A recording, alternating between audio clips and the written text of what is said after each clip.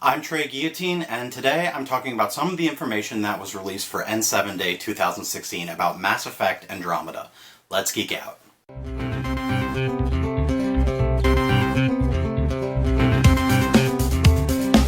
I feel like this is what Joker would look like when he lets himself go.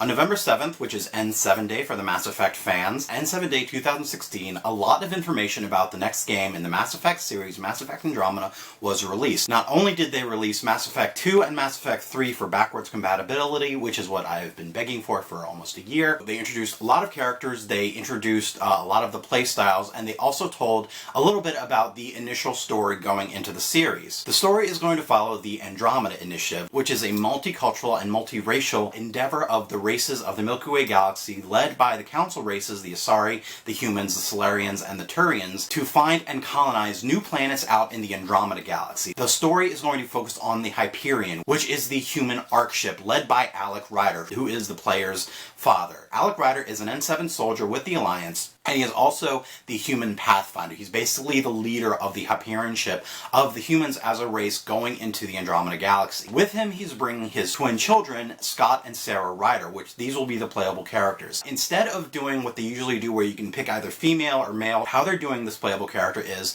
they are twins. So if you're a male and you pick Scott Ryder, which you can decide how he looks, you can decide what his name is, then your twin sister Sarah Ryder will be out in the story doing her own thing. She will be a part of the story. She will exist, and it'll be vice versa. If you pick Sarah Ryder, Scott Ryder will be out doing his thing. The Andromeda Initiative is leaving the Milky Way galaxy between the events of Mass Effect 2 and Mass Effect 3, and it is a 600-year journey for them to reach the Andromeda galaxy. Therefore, they're going to be in cryosleep for their 600-year journey. So essentially, this game is taking place 600 years after the events, or more or less 600 years after the events that have happened in the Mass Effect Trilogy. Therefore, all of the events that happen with the Reaper War, with the end of the Mass Effect 3 game, whatever decisions you made in the trilogy, they will not affect the characters and the events, as far as we know, of the Andromeda Initiative in Mass Effect Andromeda. Which I think this is actually a really clever way to do the story, because by the end of Mass Effect 3, in terms of going forward with the series, they kind of wrote themselves into a corner. It would take a lot of work to kind of morph the game around the decisions that you made in Mass Effect 3. However you end the third game,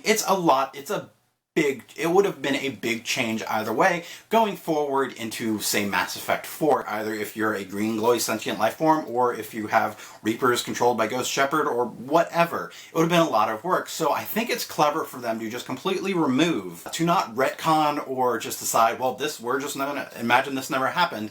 Instead of doing that, they're acknowledging that these things happen, but we're going to be in a different story, in a new story. So the events in the Milky Way galaxy that happen after they leave won't affect them. But being that the Andromeda Initiative is connected to the Milky Way galaxy, is leaving from the Milky Way galaxy, and being 600 years later, I'm wondering if there will be some kind of, like they did with Dragon Age Inquisition, a Dragon Age Keep. What Dragon Age Keep was, you went to the website, you put in all of your major and minor decisions that you made over the other Dragon Age games, and then they uploaded that into Dragon Age Inquisition, and that created your world state. With the Andromeda Initiative kind of promotional campaign that they've been running about how you can join the Andromeda Initiative, I wonder if they're going to implement something like this so you can put in the decisions you made in the Mass Effect Trilogy, and they won't necessarily affect or shape the events and characters that take place in Mass Effect Andromeda, but there might be some kind of archive that we could go back and see, oh, this is what happened in that 600-year span, this is what happened in the Milky Way galaxy, get the information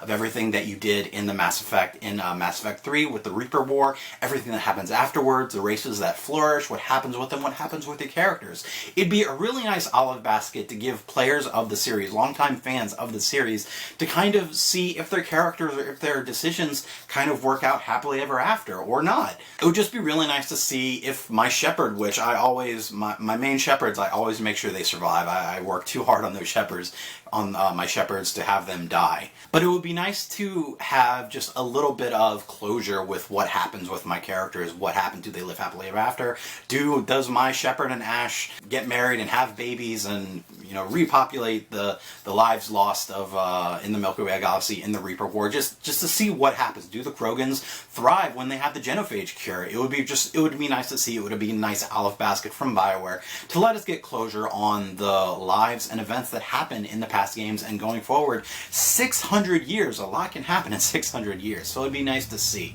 But I want to hear from you, so I'm starting a question of the week. Depending on your playthrough of the Mass Effect trilogy, with the decisions you made and the characters who survived, what do you think happened in that 600-year span between the end of the Mass Effect trilogy and the beginning of Andromeda? Let me know in the comments, and I'll feature my favorite answers in next week's video. Check out templeofgeek.com so you can see content from me and other creators. Also, check out my sponsor, Tubby & Coos Mid-City Bookshop at tubbyandcoos.com, where you can check out all of our events and come by and check out some of our favorite geeky merchandise and books. If you like this video, check out my Patreon, where you can become a patron to help support more of my upcoming content, and subscribe to my channel so we can geek out some more. Thanks for watching and have fun. So Captain America, Thor, Hulk.